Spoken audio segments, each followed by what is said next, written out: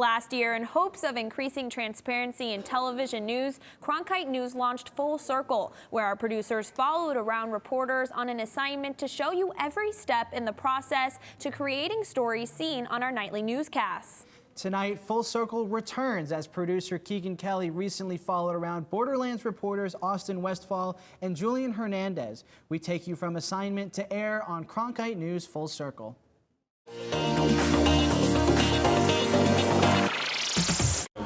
Barcena, Ducey.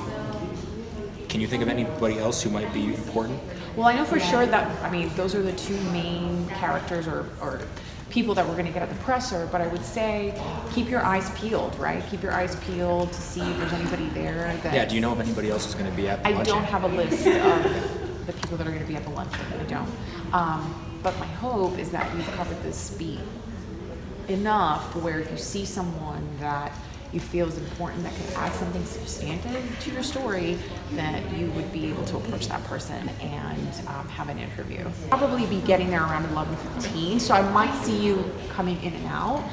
Hey man, you want to ride with me? Cool. I just went to my car. I'll pick you up right by, want to meet by that nail salon? Okay, I'll see you there in about 2 minutes. Sounds good.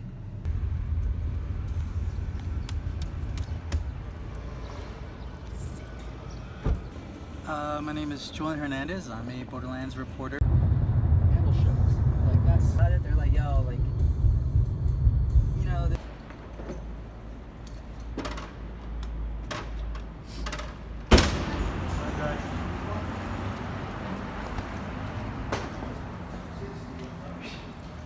Apparently, the press gavel is not going to be here at the Canby, but it's at a different location, which we were not informed of. Is they slated this to lead the show today. This is supposed to be the top story of the day, and now because of some scheduling issues, that's probably going to screw everything up.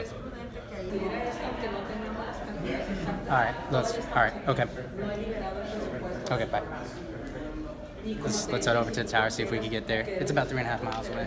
I just got off the phone with Alec, the media contact, and so he said it's starting right now, but it's going to be over in about 5 to 10 minutes. Because the last thing we can't control. What if it doesn't start right at 1:30? What if it goes late? What if? I mean, you said that the event ends at 1:30, and that's what we're leaning off of, right? The second press gaggle is supposed to begin at 1:30. So the press gaggle is not going to be at 1:30. It's going to be a little bit later than 1:30. So to get into the press gaggle, ask a question, and then get back and try to turn a mini package doesn't sound feasible to me. I don't want the producers to expect something that we can't necessarily commit to. So now the plan is to ask a question at a press conference at 1:30, book it back to the car, book it back to Cronkite, and turn a video package for tonight's newscast. Deadline is 3 p.m. You might be able to get what you need here and still be able to walk back to the station earlier than 1:30. Think about that. So there is still a possibility that you'd be able to turn a package with this. Okay, I don't want you to discount that option. we got less than 80 minutes before deadline. Probably like 20 or 30 before we get back to the newsroom, so our hearts are racing. We were worried before that we weren't going to have time to interview our subjects, aka the governor and the ambassador, until the very end of the event.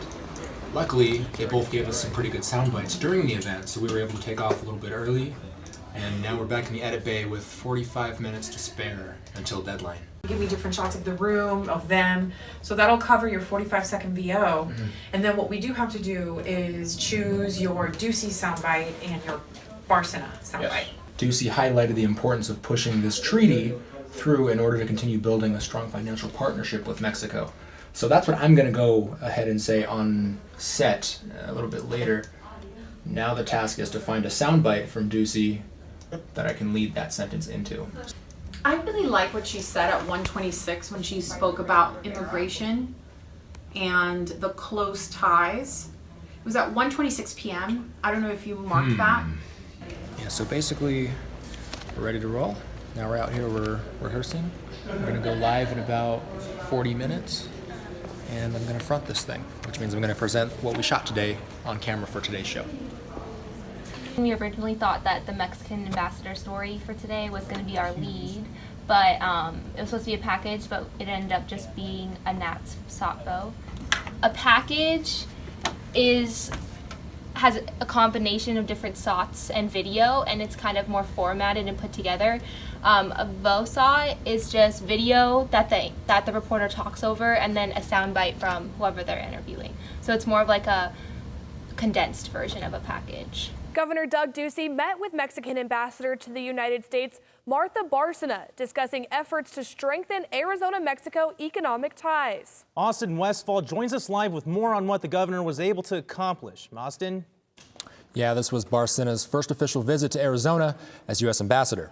Both Governor Ducey and Ambassador Bárcena specifically focused today's public meeting on the importance of maintaining and growing trade relations between Arizona and Mexico.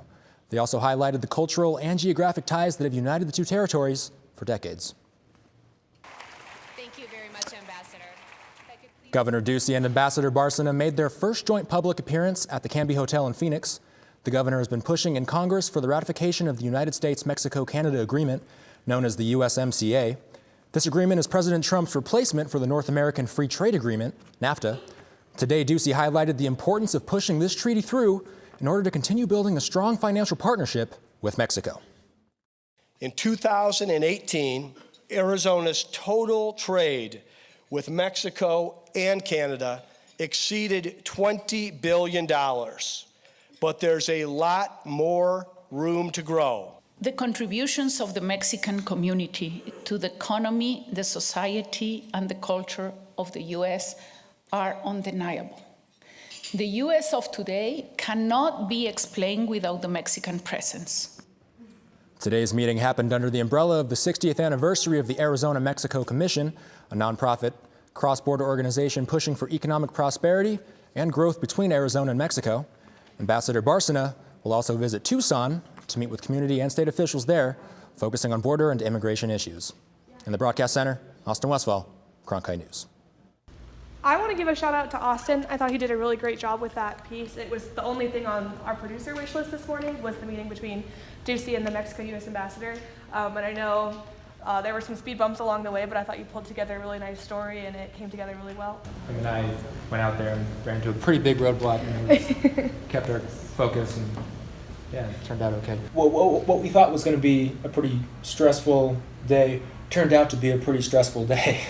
Yeah. I think what I learned to do is honestly just stay calm.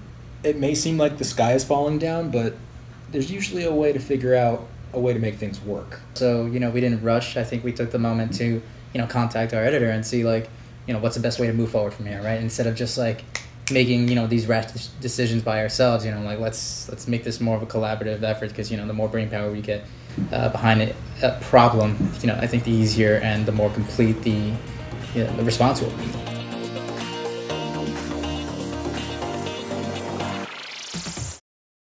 We're working on a half-hour Full Circle special that should be coming your way in a few weeks. To watch more Full Circles from the past, just check out our Cronkite News YouTube page.